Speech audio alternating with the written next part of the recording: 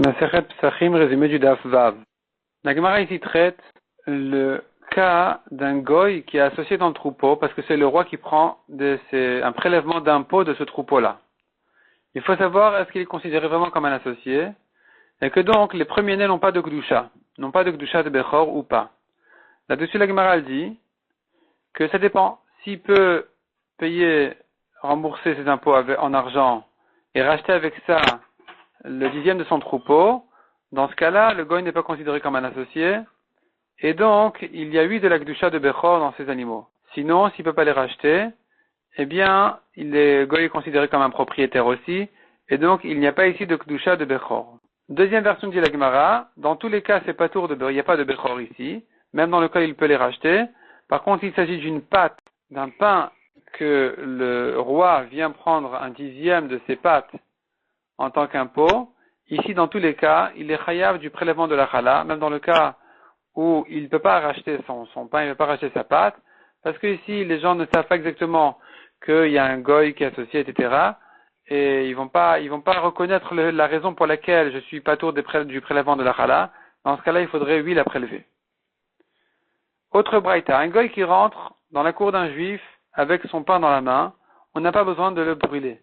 Le goy, évidemment, mais le pain non plus. Si il lui a confié à garder le pain, cette fois-ci, il faut brûler le pain. Parce qu'il est considéré comme un propriétaire. À partir du moment où le juif est responsable du pain, il est considéré comme le propriétaire du pain, il faut donc le brûler avant Pessah. Si le juif a donné au goy un endroit, il lui a réservé une pièce pour laisser là-bas son chametz, ça ne le concerne plus ce qui se passe là-bas, le goy peut laisser son chametz là-bas, et le juif n'a plus besoin de s'en occuper. La Gemara ensuite ramène encore quelques halachot. Celui qui trouve du chametz en plein Yom Tov de Pessah, qu'est-ce qu'il fait? Il retourne un récipient dessus pour le couvrir, puisqu'il ne peut pas le brûler pendant Yom Tov.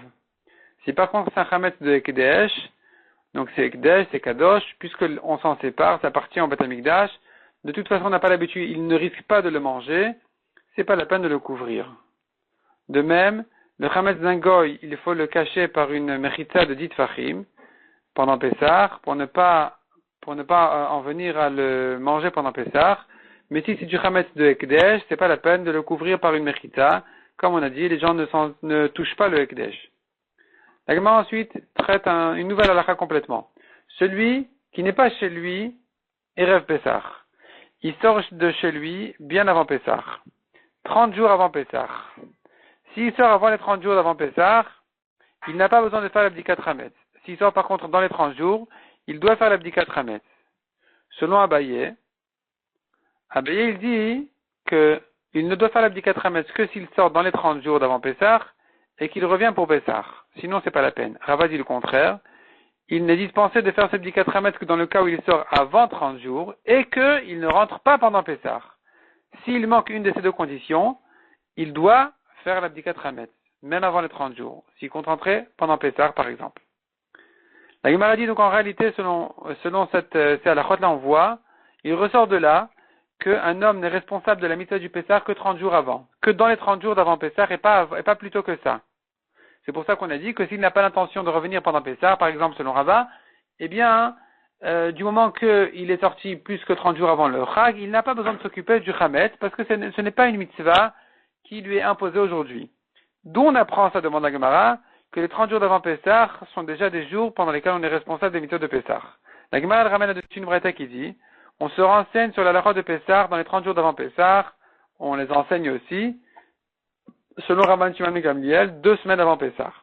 La Gemara ramène les psukim dont on apprend 30 jours, dont on apprend 2 semaines, donc déjà les 30 jours on les apprend, ça c'est plus clair, que pendant le Pessah Rishon, donc Pessah de Nissan, Moshe Rabbeinu a enseigné la halakha de Pessah Sheni de Iyar, 30 jours avant.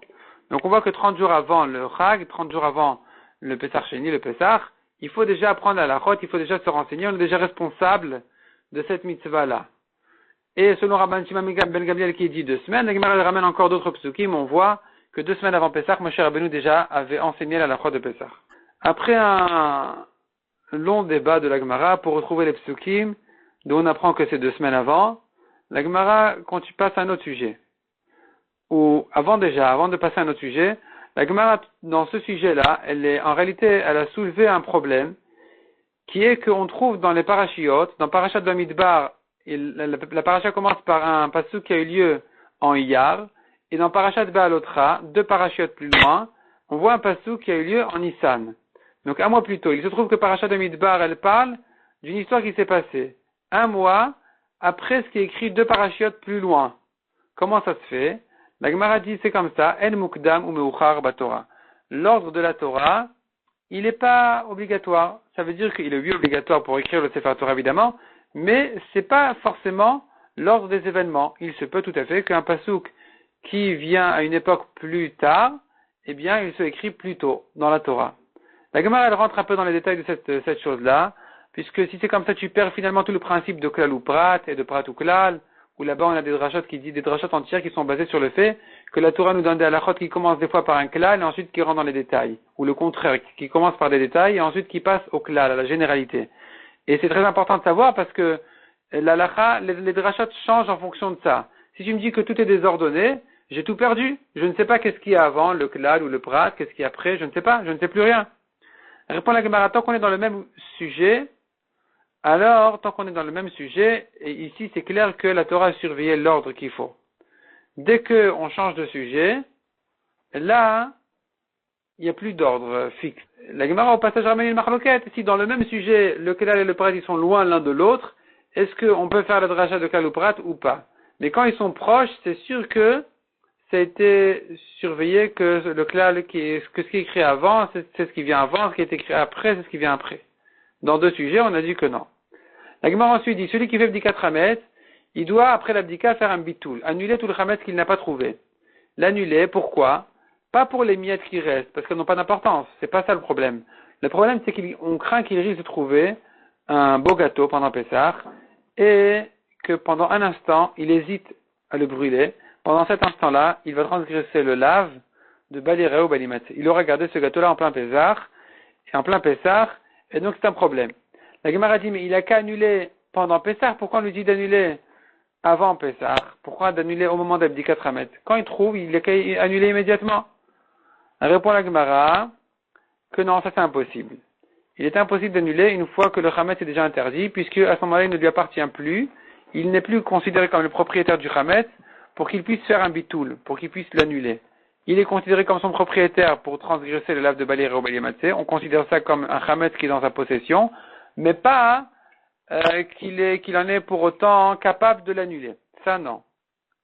Ensuite, la Gemara rentre encore dans les détails. Peut-être qu'il pourrait l'annuler le matin du 14. Pourquoi tu me dis le soir du 14? Ou avant ou après, la Gemara dit non, il faut fixer un horaire très clair, pas en pleine matinée, quand il a la tête ailleurs. Il faut fixer un horaire où déjà il s'occupe du Hametz, il finit l'abdika, il fait le bitul immédiatement de manière à ce qu'il ne l'oublie pas.